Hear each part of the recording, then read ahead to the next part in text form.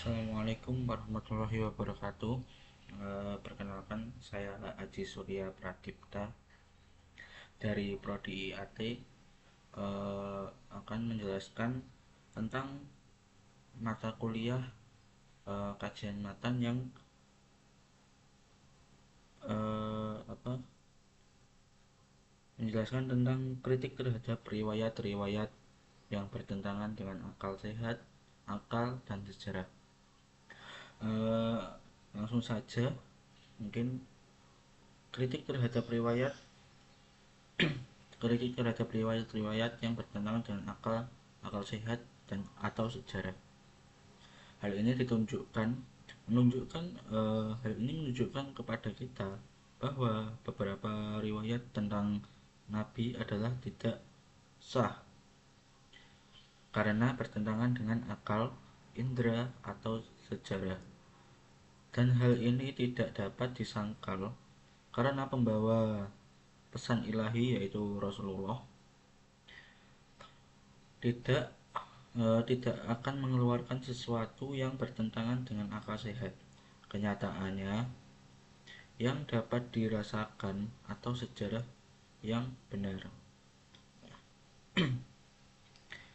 Pada ini, saya akan menjelaskan tentang hadis-hadis yang bertentangan dengan akal. Yang pertama itu hadis yang bertentangan dengan akal. Jika kita mengetahui bahwa hadis-hadis Nabi tidak bertentangan dengan akal sehat, maka kita harus mengetahui bahwa akal manusia berbeda-beda, sehingga penilaian terhadap beberapa hadis akan berbeda-beda antara yang diterima atau yang ditolak. Yang dimaksud dengan akal di sini adalah akal yang apa ya? Akal yang tercerahkan oleh Al-Quran dan kebenarannya itu kebenaran logika itu berpikir. Terus langsung saja eh, contoh-contoh masalah dari akal apa namanya itu yang tidak bisa diterima dengan akal. Contoh hadis yang tidak bisa diterima dengan akal, yaitu yang pertama itu menjatuhkan hukuman kepada wanita Bani Israel. Dari Aisyah, dia berkata wanita Bani Israel membuat kaki kayu dengan eh, membuat kaki kayu untuk melihat pria yang ada di masjid. Maka Allah melarang mereka masuk masjid dan menjatuhkan hukuman kepada mereka. Nah, riwayat ini dari Aisyah tidak dapat dikatakan sebagai pendapat, sehingga dapat disebut sebagai hadis marfu atau hadis yang disandarkan pada Nabi, sebagaimana dikatakan oleh Ibnu Hajar. Secara lahiriah, wanita Bani Israel menjadikan menstruasi sebagai hukuman bagi mereka. Nah, dan hal ini tidak masuk akal karena menstruasi adalah sesuatu yang ditakdirkan bagi setiap wanita keturunan Adam dan tidak ada hubungannya dengan hukuman. Suatu ketika Aisyah pergi bersama Nabi dalam perjalanan haji perpisahan.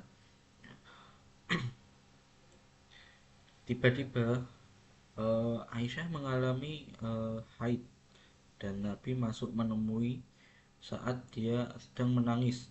Lalu bertanya, apakah kamu haid? Nah, Aisyah Aisyah pun berkata iya. Lalu Nabi SAW berkata, ini adalah sesuatu yang ditakdirkan Allah bagi eh, anak-anak perempuan Adam.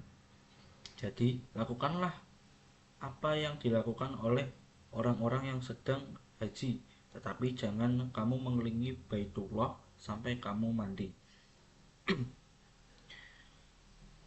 Nah, yang kedua, contoh yang kedua itu adalah teks-teks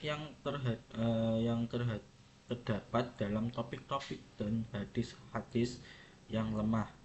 Peneliti melihat banyak riwayat yang dalam hadis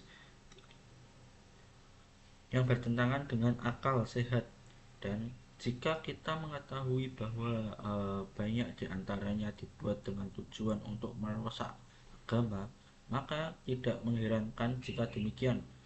Begitu juga dengan hadis-hadis yang lemah dan hanya diriwayatkan oleh para perawi yang didominasi oleh orang-orang yang tidak dapat dipercaya. Contoh masalah yang pertama itu eh,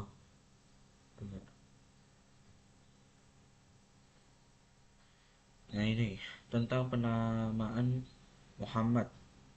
Ibnu Al-Jauzi meriwayatkan dalam topik ini hadis-hadis tentang penamaan Muhammad yang semua bertentangan dengan akal sehat, karena penamaan itu tidak dipengaruhi dengan kenyataan dan tidak mengubah fakta. Di antaranya itu dari Aisyah binti Sa'ad Sa'ad dari ayahnya bahwa ia mendengar Rasulullah SAW bersabda, apakah ada wanita di antara kalian yang itu hamil? Lalu seorang pria menjawab, saya rasa istri saya sedang hamil. Beliau pun berkata, jika kamu pulang ke rumah, letakkan tanganmu di perutnya dan berikan nama Muhammad, karena Allah Subhanahu wa taala akan menjadikan laki-laki. Lalu dari Abu Hurairah dia berkata, Rasulullah bersabda, kemiskinan tidak akan memasuki rumah yang ada namaku di dalamnya. Terus dari Abu Umamah Al-Bahili, dia berkata, Rasulullah bersabda, barang siapa yang memiliki anak laki-laki dan menamainya Muhammad untuk mendapat berkah, maka dia dan anaknya akan berada di surga. Tidak diragukan lagi dari sini bahwa niat untuk menamai anak dengan nama Muhammad tidak berdosa jika janin tersebut laki-laki, dan menamai salah satu anggota dari keluarga tersebut dengan namanya dan tidak memengaruhi masuknya kemiskinan ke dalam rumah tersebut atau tidak masuknya kemiskinan, dan juga tidak mempengaruhi masuknya dia dan ayahnya ke surga tersebut. Nah, di sini dijelaskan bahwa penamaan Muhammad itu uh, tidak memengaruhi dari apa yang sudah dijelaskan tadi, yang terutama tidak memengaruhi bahwa masuk atau tidaknya kita ke dalam surga, atau masuk atau tidaknya seorang anak dan ayah masuk ke dalam surga ketika ia diberi nama Muhammad, begitu. Terus contoh yang selanjutnya itu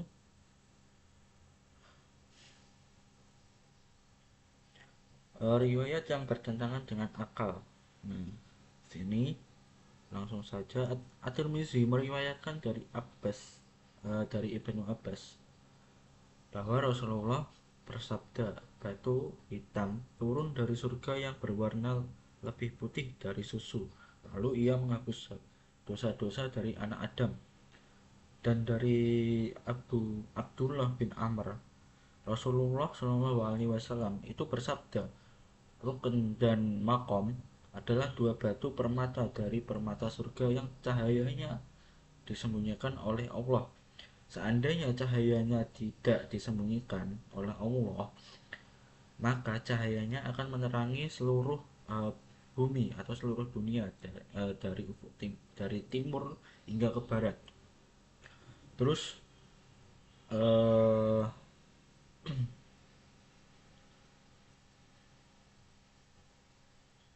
dan bukan. Yang terlihat secara kasat mata adalah batu hitam itu adalah batu yang berasal dari batu-batu dunia, dan seandainya batu itu turun dalam keadaan putih, maka dia akan tetap seperti itu dan nggak akan berubah warna gitu. Dan seandainya batu itu turun dari bukan, dalam batu itu adalah tanda sebenarnya, dan batu itu adalah tanda untuk memulai tawaf mengelilingi Ka'bah yang dimuliakan.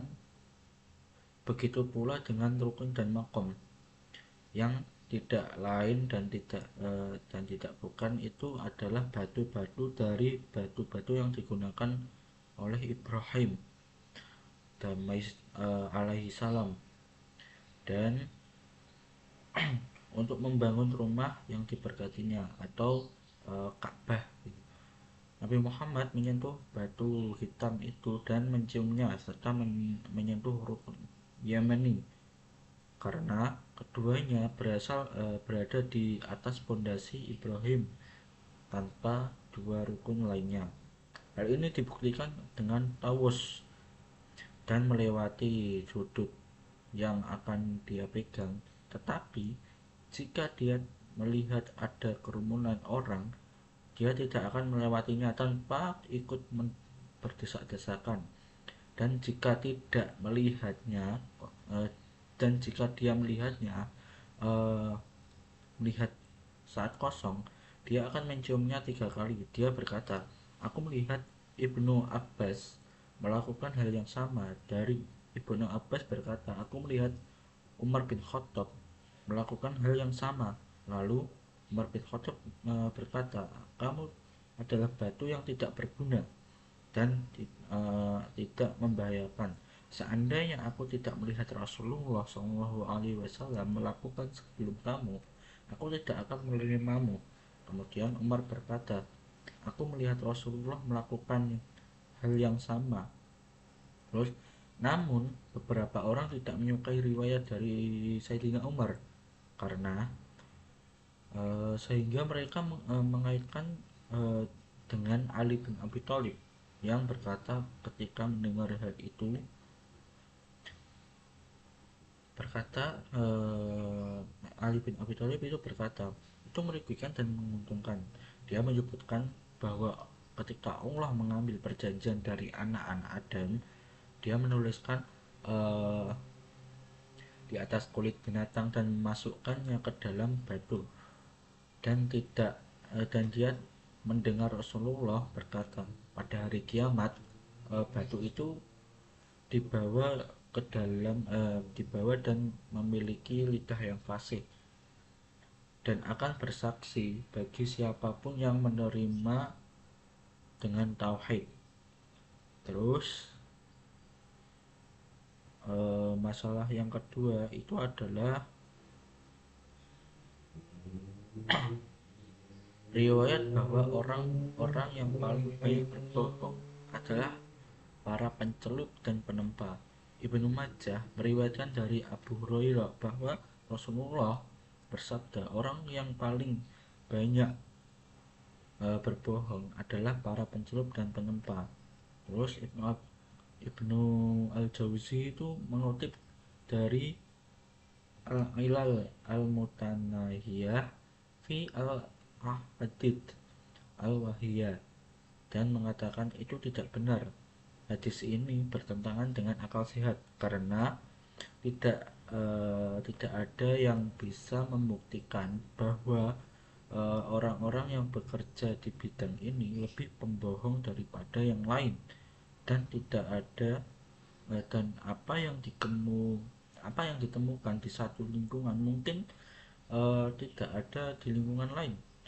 Dan Nabi tidak pernah mencela para pengrajin karena kebohongan ini tercela dimanapun dan siapapun yang melakukannya. Bahwa di sini bisa disimpulkan bahwa Nabi itu tidak pernah mencela. Bahwa kita tahu bahwa Nabi itu tidak pernah mencela, dan kebohongan itu tercela karena eh,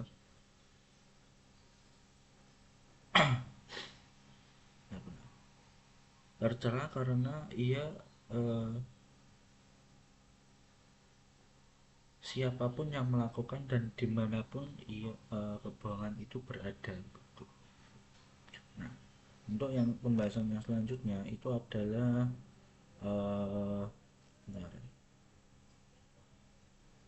riwayat-riwayat yang bertentangan dengan sejarah.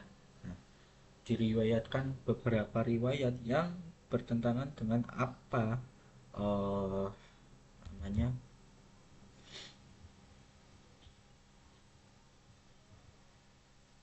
apa yang ditetapkan secara historis,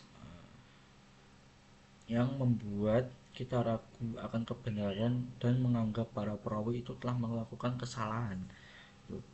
Dalam pembahasan ini ada dua cabang, yaitu yang pertama matan yang terhadap yang matan-matan yang terdapat dalam kitab-kitab yang dikenal sahih.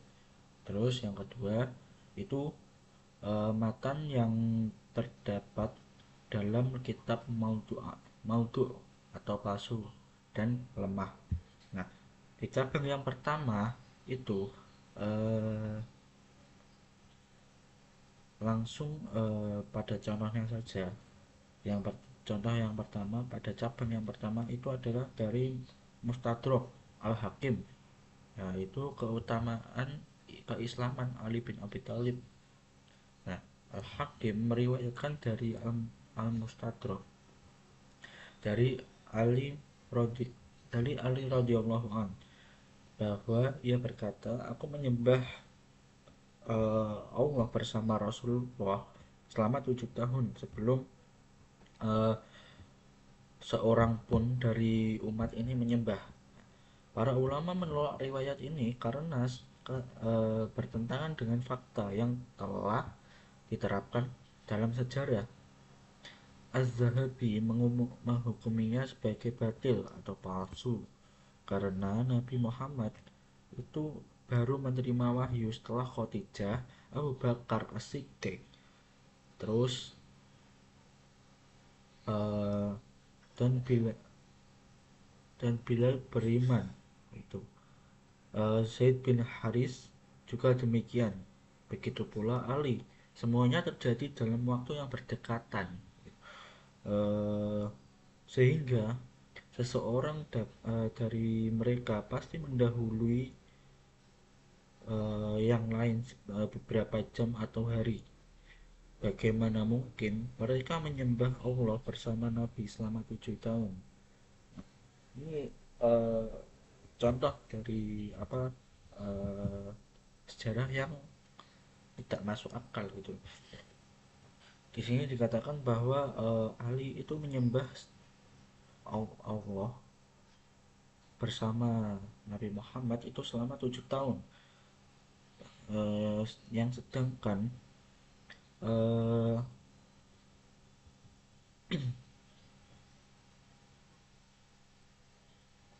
Ali itu baru masuk bukan baru masuk Islam, menyembah Allah itu ber, hampir berbarengan dengan uh, Khadijah, Abu Bakar dan Bilal dan seterusnya tadi. Itu hampir apa ya, waktunya berdekatan, yaitu ketika Rasulullah menerima wahyu yang pertama. Terus Al-Dhahabi mencoba menafsirkan riwayat ini dengan kemungkinan Ali berkata, aku menyembah Allah dan aku adalah wali selama 7 tahun, maka perawi salah dengar. Jadi Az-Zahabi mencoba menafsirkan itu bahwa Ali itu bukan menyembah Allah bersama Rasulullah selama 7 tahun, melainkan Ali itu menyembah Allah dan menjadi wali dan menjadi wali itu selama 7 tahun gitu.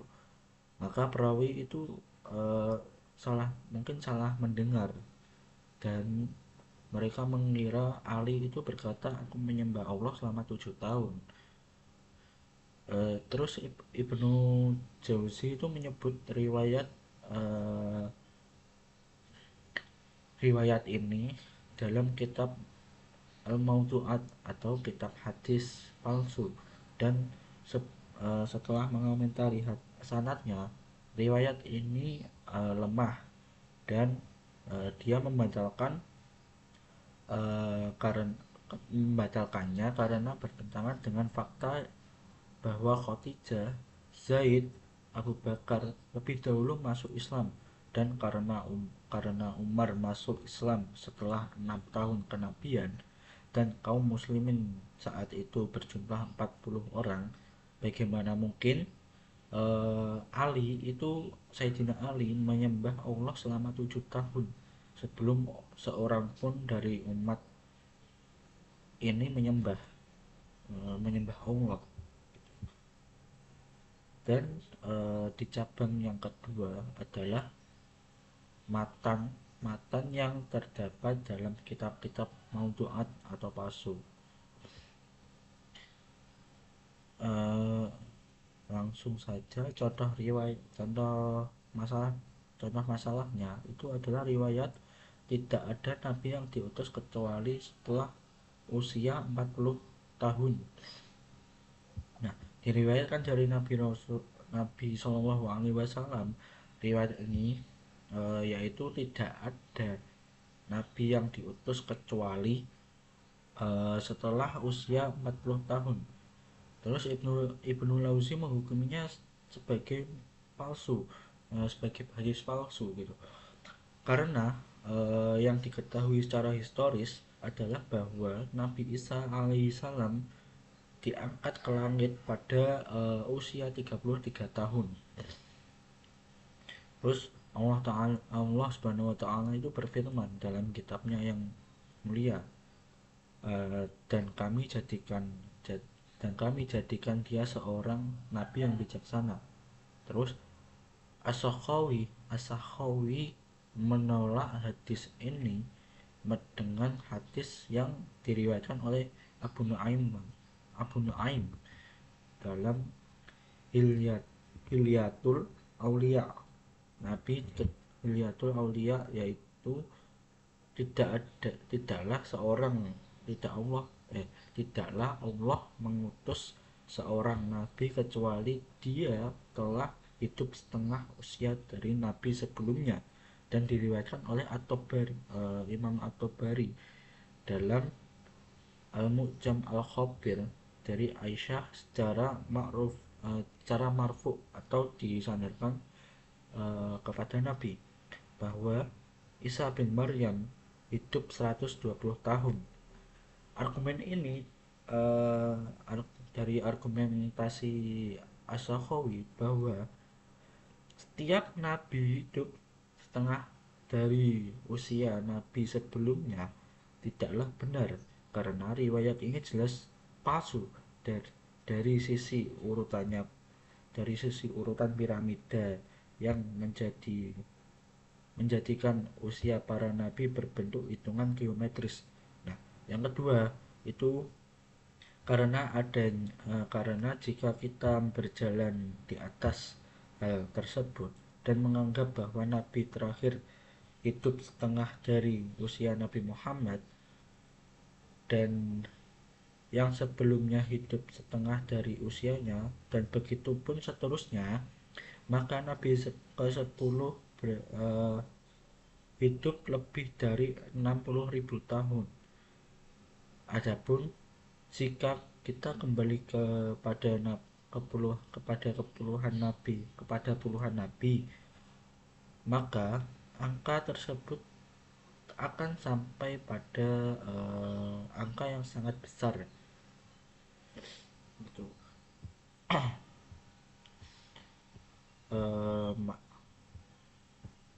Terus masalah yang selanjutnya atau contoh masalah selanjutnya adalah riwayat tentang penghapusan jizyah dari ahli Khaybar. Beberapa orang Yahudi menampakkan menampakkan sebuah kitab pada masa Al-Khatib Al-Baghdadi Al-Baghdad Al ya Al-Khatib Al-Baghdadi, dan mereka mengklaim bahwa kitab itu adalah kitab milik Rasulullah yang menghapus jizyah dari ahli Khaybar, dan di dalamnya terdapat beberapa kesaksian dari para sahabat. Al-Khatib Al-Baghdadi meneliti kitab tersebut dan segera mengatakan bahwa kitab itu palsu dan dibuat-buat tanpa meneliti sanadnya. Ketika dia ditanya tentang alasan dia mengatakan hal itu, dia berargumen bahwa uh, dengan pertentangan kitab ini dengan sejarah dalam dua poin. Yang poin pertama yaitu adalah di dalamnya terdapat kesaksian Sa'ad bin Mu'adz, dan ini mustahil karena Sa'ad meninggal eh, pada setelah perang Khandaq Khandaq Khandaq pada tahun kelima Hijriah, sedangkan perang Khaybar itu sendiri terjadi pada tahun ke-7 Hijriah. Bagaimana mungkin pada saat eh, di Khaybar dia hadir dan bersaksi atas kitab tersebut, itu kan tidak masuk akal gitu loh. Orang yang sudah meninggal eh, akan hadir dan bersaksi begitu saja. Terus yang poin kedua itu adalah di dalamnya terdapat kesaksian Muawiyah bin Abi Sufyan, dan keislamannya terjadi pada penaklukan Mekah pada tahun ke-8 Hijriah. Bagaimana mungkin dia berperang bersama Rasulullah sebelum keislamannya di Mekah gitu. Di antara hal-hal yang menunjukkan bahwa kitab-kitab itu palsu, bukan kitab-kitab itu, menunjukkan bahwa kitab itu palsu adalah penambahan pada dua poin di atas. Di antaranya itu ada 5 poin. Yang pertama itu jizyah belum diturunkan sampai saat itu, dan eh, jizyah diturunkan pada tahun Tabuk, yaitu pada tahun ke-9 Hijriah. Nah, poin yang kedua, di dalamnya terdapat klaim bahwa kitab itu menghapus beban dan sihir dari mereka, padahal masanya tidak ada beban dan tidak ada sihir, dan ini pun terbalik gitu. Dan poin yang ketiga itu sesungguhnya hal seperti ini dengan tersedianya motivasi dan dorongan untuk menyampaikannya, bagaimana mungkin hal itu tidak diketahui oleh para pembawa sunnah dari kalangan sahabat dan tabi'in serta para imam hadis. Mungkin kemudian hanya dia yang menyendiri dan mengetahui dan menyampaikannya. Kita tidak tahu. Tidak. Yang poin keempat itu adalah mereka mendahulukan ahli Khaybar dengan perbuatan baik yang mewajibkan penghapusan jizyah dari mereka, karena sesungguhnya mereka memerangi Allah dan Rasulnya. Mereka menamai Nabi Muhammad dan para musuhnya sebagai orang-orang yang memerangi orang yang membunuhnya. Dari mana datangnya perhatian ini terhadap mereka gitu loh. Dan poin yang terakhir itu Nabi Muhammad tidak menghapus jizyah dari orang-orang yang jauh mereka karena tidak adanya permusuhan dengan mereka seperti ahli Najron, dan selain mereka tidak uh, selain mereka dari penduduk Yaman. Lalu bagaimana mungkin dia menghapusnya dari tetangganya yang sangat memusuhi dan sangat kafir dan keras kepala gitu. Mungkin dari sini uh, saya sudah menjelaskan semampu saya, dan bila ada masih apa namanya kurang ya, bukan lebih, masih kurang, dan saya meminta maaf atas kurangnya ini. Akhirul kalam, wassalamualaikum warahmatullahi wabarakatuh.